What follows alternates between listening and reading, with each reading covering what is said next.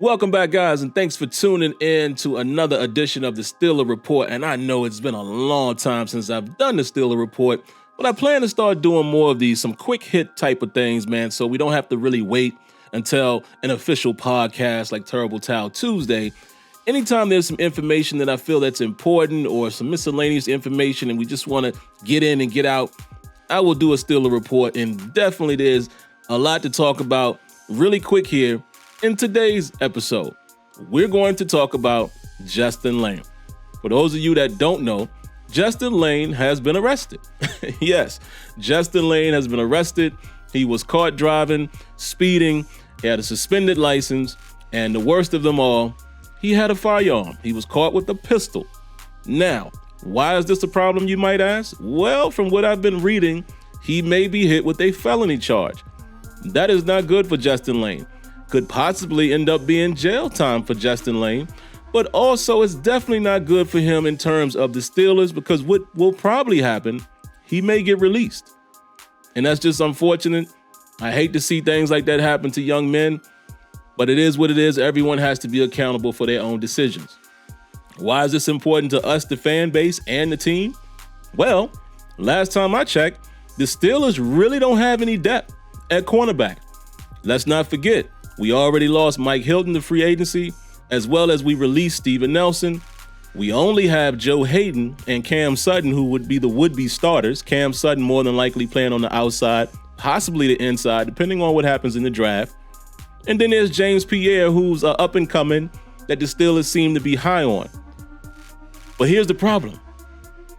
We really don't have anybody else on the roster that has playing time.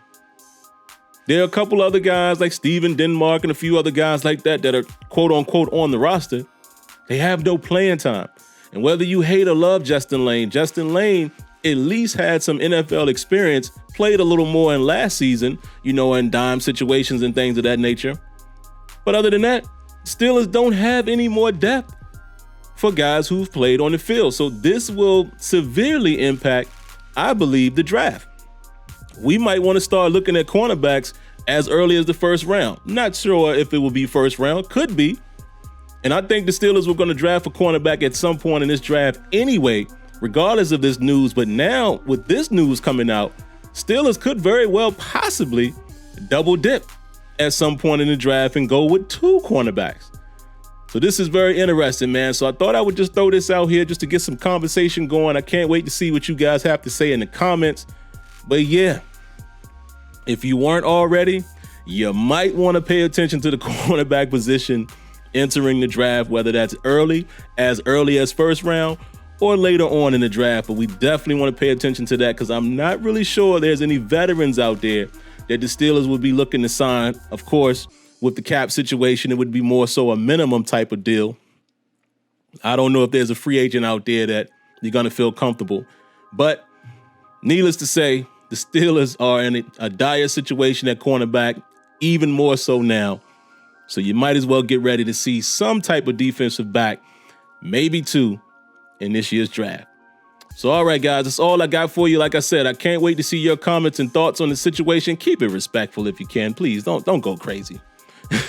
But outside of that, man, until next time, make sure you subscribe, cut on your notifications, hit that like button, and I thank you for tuning in to the Steeler Report. Peace.